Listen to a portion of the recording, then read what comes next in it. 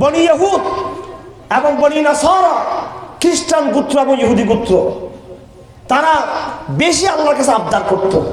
মুসলমানরা আল্লাহর কাছে বেশি আবদার করে নাই, বেশি আবদার করত, আল্লাহকে তারা বাধ্য করতে চেষ্টা করত। আল্লাহ তাদেরকে দাবি মেনে নিয়েছেন কি মানেন নাই? ঠিক আছে, আল্লাহকে দেখবি, চল আল্লাহকে দেখার জন্য পাহাড়ে। মুসা আলাইহিস সালাম সামান্য ঝলকের মধ্যে বেশ হয়ে গেছে। হাই হাই, কি ঘটনা ঘটে গেল! বহু ঘটনা আছে এরকম, সূরা বাকরাতে আছে। মৃত্যুর পর আল্লাহ পাক মানুষকে জীবিত করেছেন, ঘটনা আছে না নাই? বনি ইসরাঈলের মধ্যে সেই ঘটনা ব্যাপারে সেই ঘটনা আছে, আসহাবে কাহফের ব্যাপারে সেই ঘটনা আছে। আল্লাহ পাক এর সময় নিদর্শন পাঠিয়েছেন। কিন্তু নবীর উম্মত মুহাম্মদ সাল্লাল্লাহু আলাইহি ওয়াসাল্লামের উম্মত আল্লাহর সাথে এরকম কোনো বেয়াদবি করে নাই। আল্লাহর সাথে এরকম কোনো কি করে নাই? বেশি আবদার করা এক ধরনের বেয়াদবি। কথা বোঝার চেষ্টা করবেন। অতিমাত্রা আবদার করা কি? বেয়াদবি। তার মানে আমার তোমার উপর আস্থা নাই। আমি কালকে অফিসে গেলে তোমাকে আমি ব্যাংকে টাকা পাঠিয়ে দিব, তুমি আজকে বাধ্য করতেছো পকেটে যা আছে তা দেওয়ার জন্য।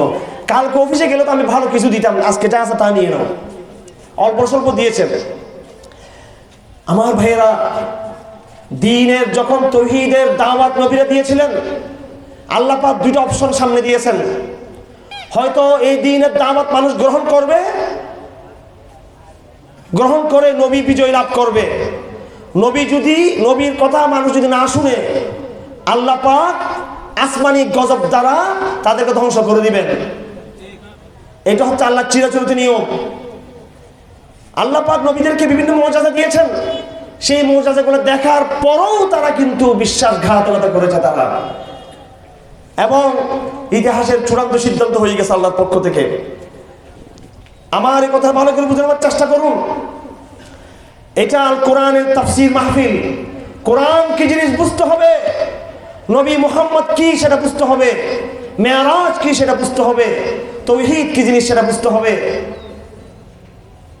আল্লাহ পাক জাতি হিসেবে, খুব ভালো করে খেয়াল করবেন, জাতি হিসেবে পুরো ইহুদি জাতিকে আল্লাহ পাক পথভ্রষ্ট করে দিয়েছেন। একটা ইহুদি পাবেন না যারা সত্যের উপর প্রতিষ্ঠিত আছে, খুব গুটি কয়েক সংখ্যাগরিষ্ঠ ইহুদি, বেশিরভাগ তারা সকলেই তারা পথভ্রষ্ট হয়েছে। কথা ঠিক না বেঠিক? খ্রিস্টানদের মধ্যে পুরো খ্রিস্টান জাতি হিসেবে তারা ড্রিল হয়েছে, তারা পথভ্রষ্ট হয়েছে। মুসলমানদের মধ্যে পথভ্রষ্ট দল আছে না নাই? বাতিল ফেরকা আছে না নাই?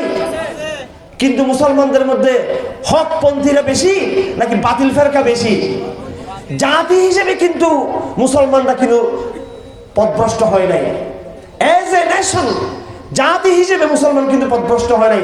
মুসলমানরা আংশিক পথভ্রষ্ট হয়েছে, কিন্তু ইহুদিরা আংশিক পথভ্রষ্ট হয় নাই, পুরো জাতি হিসেবে তারা পথভ্রষ্ট হয়ে গেছে। তারা সম্পূর্ণভাবে, তাদের তাওরাত বিকৃত হয়ে গেছে, তাদের ইনজিল বিকৃত হয়ে গেছে, তাদের জবুর বিকৃত হয়ে গেছে, বৌদ্ধদের ত্রিপিটক বিকৃত হয়ে গেছে, হিন্দুদের বেদ ফেদ যা আছে একটা গ্রন্থ পাবেন না, চাই আসমানি গ্রন্থ হোক চাই আসমানি গ্রন্থ না হোক, আগেকার কোন ধর্মগ্রন্থের মধ্যে একটাও ধর্মগ্রন্থ পাবেন না যেটা কোরআনের মতো, যেটা পরিশুদ্ধ আছে। কেন করেছেন? তারা কমিটমেন্ট ভঙ্গ করেছে, তারা আল্লাহর কাছ থেকে আবদার করছে বেশি। আল্লাহ যা চাইছে তা তাদেরকে দিয়েছে, দেওয়ার পরও তারা বেয়াদবি করেছে। এবং তাদেরকে একটি কিতাব দেওয়া হয়েছিল, যেভাবে আল্লাহ পাক মুসলমানদেরকে দিয়েছেন, সেই কিতাব থেকে তারা সরে আসছে। আল্লাহ পাক বলেন, মাসালুল লাযীনা হুমিলুত তাওরাতা সুম্মা লাম ইয়াহমিলুহা কামাসালিল হিমারি ইয়াহমিলু আসফারা। আল্লাহ বলতেছেন ইহুদিরা হচ্ছে গাধা।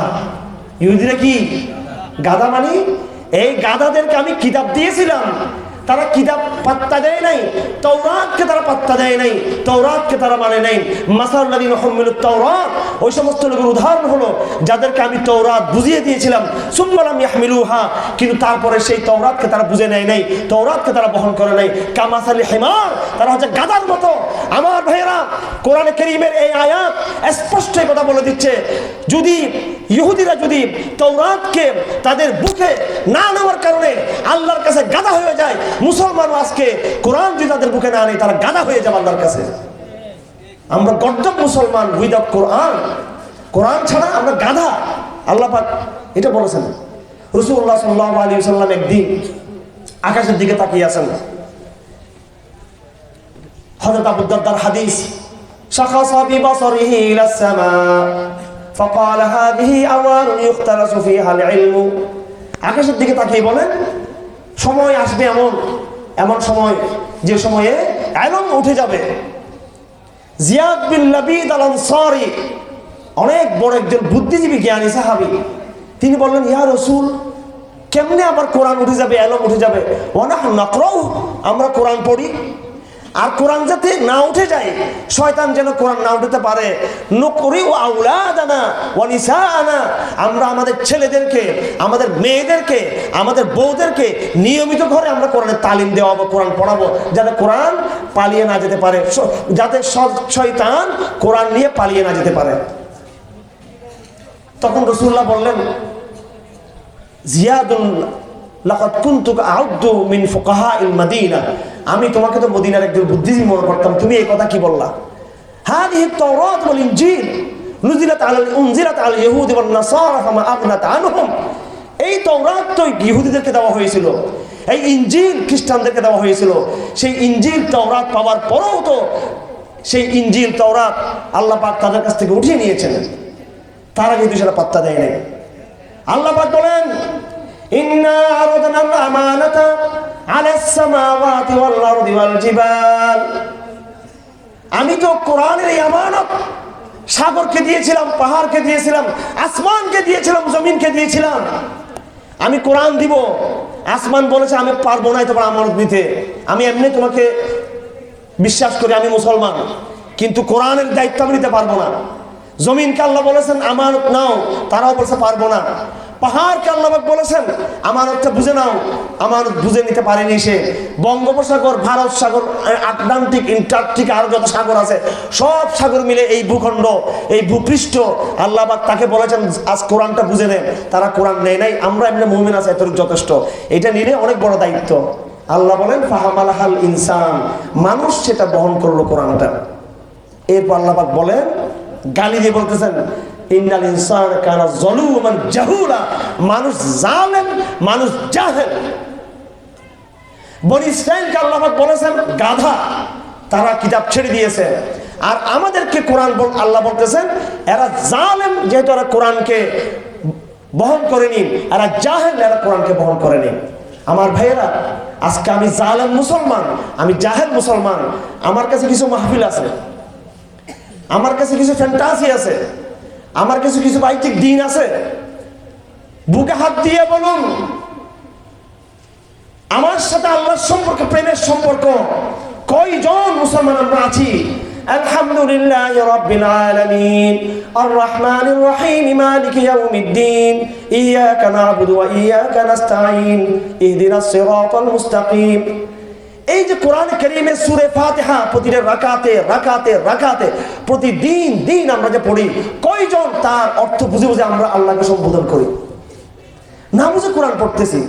যদি আপনি সূরা ফাতিহা বুঝে বুঝে পড়তেন, ফিলিংস নিয়ে পড়তেন, অনুভূতি নিয়ে পড়তেন, আপনার ব্যক্তি জীবন, পারিবারিক জীবন, আপনার সাইকোলজি, আপনার বায়োলজি, আপনার সমাজ, রাষ্ট্র কি আজ এরকম হতো? আপনার চেহারা বলতো, চেহারাটা নূর ফুটতো যদি আপনি সত্যিকার প্রেমের সম্পর্কের মাধ্যমে কোরআন যদি বহন করতেন। আপনি কোরআন কত সূরা ফাতিহাকে নামাজের রাকাতে বোঝাতে চেষ্টা করেন নাই। কোরআন একটা জীবন ব্যবস্থা ছিল আপনার জন্য, পারিবারিক জীবন ব্যবস্থা, সামাজিক জীবন ব্যবস্থা, অর্থনৈতিক জীবন ব্যবস্থা এবং সাংস্কৃতিক জীবন ব্যবস্থা, রাজনৈতিক জীবন ব্যবস্থা, সামরিক জীবন ব্যবস্থা, আন্তর্জাতিক জীবন ব্যবস্থা ছিল কোরআন। অথচ আপনি আমেরিকা থেকে, ইউরোপ থেকে, ব্রিটিশ থেকে, ওয়াশিংটন থেকে আপনি এসে আপনি তাদের গণতন্ত্র নিয়ে আপনি আবার মুখে ফ্যান উঠতেছে, গণতন্ত্র গণতন্ত্র গণতন্ত্র গণতন্ত্র, তসবির মতো। কথা ঠিক না বেঠিক? আপনার মুখে ফ্যান উঠতেছে অর্থনীতি, পুঁজিবাদী অর্থনীতি। কক্সবাজারে কতগুলো সুদভিত্তিক ব্যাংক আছে বলেন আপনারা? যদি এখানে কোনো যদি নামের উপর কোন বিল্ডিং এ যদি লেখা থাকে যে এখানে পতিতালয়, কি লয়? পতিতালয়। এমনি আল্লাহ না করুক, আমাদের অজান্তে অনেক কিছু পাপ হচ্ছে, আল্লাহ পাক সবাইকে হেফাজত করুক। কিন্তু ঘোষণা দিয়ে, দৃশ্যমান সাইনবোর্ড দিয়ে কোন পতিতালয় কি আছে এখানে? আছে? যদি এরকম কোনো পতিতালয় থাকে, সেই পতিতালয়ে কেউ যদি চাকরি করে, আপনারা কি কেউ তার কাছে আপনাদের বোন বা মেয়েকে বিয়ে দিবেন? আবার আপনারা বলুন, জেনা যেমন নাকি পতিতাবৃত্তি, এটা হারাম, এটা কবিরা গুনাহ, নিকৃষ্ট গুনাহ। সুদ এটা হারাম কি নাকি জায়েজ? সুদের এত বড় বড় ব্যাংকিং বিল্ডিং গুলো দাঁড়িয়ে আছে মুসলিম বিশ্বে, সৌদি আরবে, করাচিতে, লাহোরে, মিশরে, ঠিক না বেটি, ইন্দোনেশিয়াতে, মালয়েশিয়াতে, বাংলাদেশে, সব জায়গায়। কিন্তু সামান্যতম সেগুলোকে আমরা পতিতালয়কে ঘৃণা করি। পতিতাবৃত্তির চেয়ে, জানার চেয়ে আরো নিকৃষ্টতম হচ্ছে সুদ, সেটাকে আমরা ঘৃণা করি না। আপনারা বলুন, এই এতগুলো ব্যাংকিং ব্যবস্থা, এতগুলো এনজিও, কক্সবাজারে মেরিন ড্রাইভে হাঁটা যায় না, এনজিওদের গাড়ির ধাক্কায়, কথা ঠিক না বেটি? মোল্লারা আসছিল প্রথম, আমরা আসছিলাম, এখন আমরা বিদায়। পুরো দায়িত্ব বুঝে নিয়েছে জাতিসংঘ, IMF, ইউনিসেফ এবং হাজার হাজার বিদেশি এনজিও। আমার ভাইরা, চ্যালেঞ্জ দিয়ে বলতে চাই, এত লক্ষ লক্ষ এনজিও, এত কোটি, মিলিয়ন, বিলিয়ন ডলার ইনভেস্টের পরেও আমাদের রোহিঙ্গা ভাইদের মধ্যে তাদের অর্থনৈতিক, সামরিক, তাদের রাজনৈতিক মুক্তি কি এসেছে? দারিদ্রতা সেখানে আপনি পাবেন, বরং তাদেরকে আরো দিন দিন গোলামির জিঞ্জিরে তাদেরকে আটকে ফেলা হচ্ছে। আমার ভাইরা, ডক্টর ইউনূসের নাম আপনারা জানেন, তাকে পুরস্কার দেওয়া হয়েছে। আমি তার লিখিত বই পড়েছি, তিনি আমাদের সাথে, তিনি চট্টগ্রামের মানুষ, আমাদের পরিবারকে খুব ভালো করে চিনেন তিনি, আমাদের বাপ দাদাকে খুব ভালো করে চিনেন তিনি, আমাদের নানার গোষ্ঠী, দাদার গোষ্ঠীকে খুব ভালো করে চিনেন। আমরা ডিসকাশনের জায়গা থেকে বলতে চাই, যখন তাকে পুরস্কার দেওয়া হয়, তখন এই নোবেল পুরস্কার কর্তৃপক্ষ তাকে পুরস্কার দিয়েছে শান্তি পুরস্কার, অর্থনীতির পুরস্কার নয়। এবং তিনি গর্ব করে বলেছেন যে ছেলেরা আসলে আমি ক্ষুদ্র ঋণ দিব না, যতক্ষণ না মেয়েরা না আসে। চট্টগ্রামের মানুষ, ডক্টর ইউনূস সাহেব, বাংলাদেশের হাজার হাজার গ্রামের মাঝে একটি গ্রামের একটা অংশকেও কি তিনি দারিদ্র মুক্ত করতে পেরেছেন? তিনি। আমার ভাইয়েরা, যতই আপনারা রাজনীতির মধ্যে গণতন্ত্রের কথা বলেন না কেন, অর্থনীতির মধ্যে সুদের কথা বলেন না কেন, পুঁজিবাদের প্র্যাকটিস করেন না কেন, মাইক্রো ক্রেডিটের কথা বলেন না কেন, কোনদিন ওই পথে, যেই পথে কোরআনের অর্থনীতি নেই, যেই পথে কোরআনের সমাজনীতি নেই, যেই পথে কোরআনের রাষ্ট্রনীতি নেই, সেই পথে কোনদিন আমাদের সাফল্য আসবে না। তাহলে আপনি বলবেন, আল্লাহ পাক কাফেরদেরকে কোনো সাফল্য দিয়েছে? তারা তো পুঁজিবাদী, সুদভিত্তিক অর্থনীতি নিয়ে তারা তো সফল হয়েছে, তারা কাফের। আল্লাহ পাক তাদেরকে তাদের জায়গা রেখেছে হারাম জায়গার মধ্যে, হারাম খাবে, হারাম লালন করবে, কুফর লালন করবে, সেটাই তাদের জীবন, সেটা তাদের উন্নয়ন।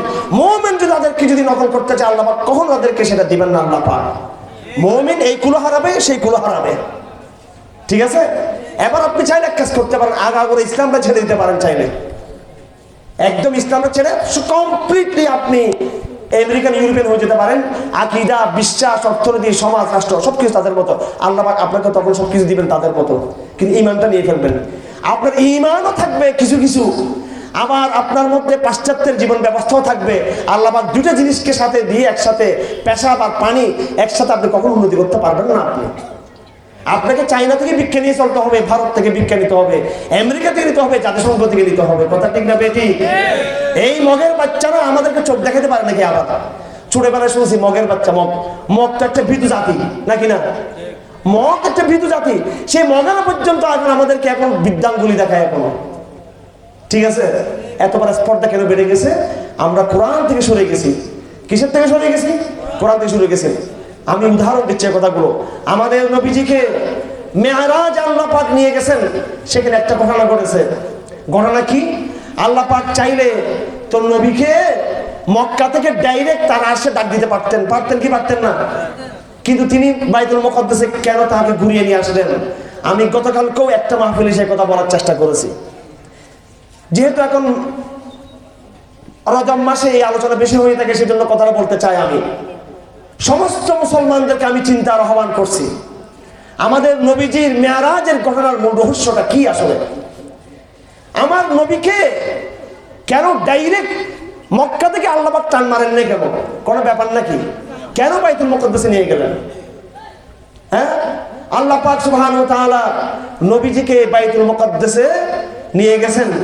তার আগে একটা কথা বুঝে নেন সবাই ভালো করে, ইসলাম আসার আগে, আমাদের নবীজির নবুয়ত আসার আগে সমস্ত ধর্মের, সভ্যতা, মানুষের ইতিহাসের, সাংস্কৃতিক, ধর্মীয়, রাজনীতির প্রাণ কেন্দ্র ছিল বাইতুল মুকদ্দাস। সুলাইমান বাদশার নাম শুনছেন তো? রাজধানী কোথায় ছিল? মুসা আলাইহিস সালামের নাম শুনেছেন। হাজার হাজার শত শত নবী, হাজার হাজার নবী আসছে শুধু ইহুদিদের বিরুদ্ধ থেকে। সবার প্রাণ কেন্দ্র ছিল বাইতুল মুকদ্দাস। সর্বশেষ আমাদের নবীজির আগে ঈসা আলাইহিস সালাম, ওনার জায়গা কোথায় ছিল? ফিলিস্তিনে। বেথলেহেম, এটা আরবি হচ্ছে বাইতুল লাহম। জেরুজালেম, এটা হচ্ছে ওর সালেম, মদিনাতুস সালাম, এই সিটি অফ পিস। সভ্যতার বিবর্তনে, আবর্তনে, নবীদের আগমনে এত নবীর কবর আপনি কোথাও পাবেন না যত নবী ফিলিস্তিনে আপনি পাবেন না। কিয়ামত হবে কোথায়? কিয়ামতের ময়দান শামের মধ্যে হবে। কিয়ামতের ময়দান পুরো ফিলিস্তিন সহ শাম এলাকা জুড়ে। দাজ্জালকে হত্যা করা হবে কোথায়? বাইতুল মুকদ্দাসে। বাইতুল মুকদ্দাসের পাশে বাবের লুত একটা জায়গা আছে, ইসরায়েলের একটা ঘাঁটি সেখানে আছে। ঈসা আলাইহিস সালাম আসবেন কোথায়? ওই শামে ঈসা আলাইহিস সালাম আসবেন। পৃথিবীর হাজার বছরের নবীদের আগমনের ঘটনার সাথে সম্পর্ক হচ্ছে বাইতুল মুকদ্দাস। পৃথিবীতে আগামী দিনে কি বলে মানুষ, প্রথম বিশ্বযুদ্ধ, দ্বিতীয় বিশ্বযুদ্ধ, আসল বিশ্বযুদ্ধ ইসলামের সাথে তাদের কোনো প্রথম বিশ্বযুদ্ধও নেই, দ্বিতীয় বিশ্বযুদ্ধও নেই, তৃতীয় বিশ্বযুদ্ধও নেই। আসল যুদ্ধ আছে ইসলামে। আগামী দিনে কি হবে? তৃতীয় বিশ্বযুদ্ধ হবে নাকি আসল যুদ্ধ হবে? এই আসল যুদ্ধে একদিকে কুফরের পতাকা নিয়ে থাকবে দাজ্জাল। কে থাকবে? দাজ্জাল থাকবে। আরেকদিকে তাওহীদের পতাকা নিয়ে ইমাম মাহদী থাকবে এবং হযরত ঈসা আলাইহিস সালাম থাকবেন। ঈমান কুফর দুই ভাগে বিভক্ত হবে। তাহলে বাইতুল মুকদ্দাস আগেও গুরুত্বপূর্ণ ছিল, আগামী দিনেও গুরুত্বপূর্ণ হবে। আরেকটা করে বোঝার চেষ্টা করবেন সবাই। পৃথিবীতে একজন নবী আছে, নবী ইব্রাহিম। ইংরেজরা তাকে আব্রাহাম বলে। বর্তমানে আমেরিকার প্রেসিডেন্টের নাম জানেন আপনারা? Joe Biden. তার আসল নাম কি কেউ জানেন? তার আসল নাম হচ্ছে ইউসুফ। জো মানে জোসেফ। জোসেফ থেকে জো বাইডেন। ইউসুফ এটা ইহুদি নাম, নবীর নাম, অর্থাৎ বনি ইসরায়েলের। বনি ইসরায়েল মানে তারা কবিলা হিসেবে বনি ইসরায়েল, দিন হিসেবে সবার দিন হচ্ছে ইসলাম। ইউসুফ হচ্ছে জোসেফ, নবীর নাম। ইয়াকুবকে কি বলা হয় বলতে পারবেন কেউ? জ্যাকব বলা হয়। কি বলা হয়? জ্যাকব। আমার নামটাও বনি ইসরায়েলের নাম, কিন্তু আমার কাজ আবার বনি ইসরায়েলের না। হারুন আল ইসলাম কাদের নবী ছিলেন? বনি ইসরায়েল নবী ছিলেন। হারুন, আমেরিকাতে গেলে হারুন পাবেন, হারুন পাওয়া যায় না, মিস্টার অ্যারন। এই রোহিঙ্গা শিবিরে গেলে হতে পারে মিস্টার অ্যারন পাবেন না। আমার ছোট ভাইয়ের নাম হচ্ছে মুসা। বহুদিন খুঁজছি মুসাকে ইহুদিরা কি বলে? Mister Moses. ইব্রাহিমকে তার আব্রাহাম বলে। দেখেন কোরআনের ভিতরে ইব্রাহিম, ইসহাক, আইজাক। একজন বিজ্ঞানীর নাম শুনেছেন আপনারা? আইজাক নিউটন নাম শুনেছেন? বহুদিন পর্যন্ত আমরা মনে করছি আইজাক নাস্তিক ছিল। শাহবাগী কতগুলো কুকুর আছে অর্ধশিক্ষিত, এগুলো কিছু কিছু বিজ্ঞান পড়ে, কিছু কিছু বেবিচার করে। হ্যাঁ, অর্ধেক বিজ্ঞান পড়ে মানুষকে ভুল ইনফরমেশন দেয়। প্রথম ছোট থাকতে আমি মনে করতাম যে আইজাক কোনো নাস্তিক ছিল, আইজাক নিউটন। পুরোপুরি যখন পড়লাম তখন দেখলাম যে মহা আস্তিক ছিলেন, বড় ইমানদার ছিলেন আইজাক নিউটন, হয়তো অন্য ধর্মের ছিলেন। যাই হোক, এই যে নামগুলো ইসহাক, ইয়াকুব, এইগুলো কোরআনের নাম, নবীদের নাম। আপনি আমেরিকাতে গেলে, ফ্রান্সে গেলে, নরওয়েতে গেলে, ইটালিতে গেলে, লন্ডনে গেলে, অক্সফোর্ডে গেলে, ক্যামব্রিজে গেলে অহরহ অহরহ অহরহ সেই নাম আপনি শুনতে পাবেন না। আমেরিকার সমস্ত প্রেসিডেন্টের নামকে আপনি সামনে নিয়ে আসেন, কত প্রেসিডেন্টের নাম নবীদের নাম, মেয়েদের নাম Mary Mary Mary, miss Mary Mary, মারিয়াম মারিয়াম, কত পাবেন আপনি সেরকম। তার মানে কি কিছু বুঝতেছেন? অর্থাৎ তারাও কিন্তু ইব্রাহিমকে তারা বিশ্বাস করে জাতির পিতা হিসাবে। ইব্রাহিম সমস্ত নবীদের পিতা ছিলেন, ইব্রাহিম আলাইহিস সালাম। ইব্রাহিমের দুই সন্তানের মধ্যে এক সন্তান হচ্ছেন ইসমাঈল, আরেক সন্তান হচ্ছে ইসহাক। ইসহাকের গর্ভে সব বনি ইসরায়েলের নবীরা আসছিলেন কয়েক হাজার বছর পর্যন্ত। এরপরে কয়েক হাজার, 3-4 হাজার 5,000 বছর পর হযরত ইসমাইল হচ্ছেন তার প্রথম সন্তান। তার ঔরসে আসছেন আমাদের শেষ নবী মুহাম্মদ মুস্তাফা সাল্লাল্লাহু আলাইহি ওয়াসাল্লাম।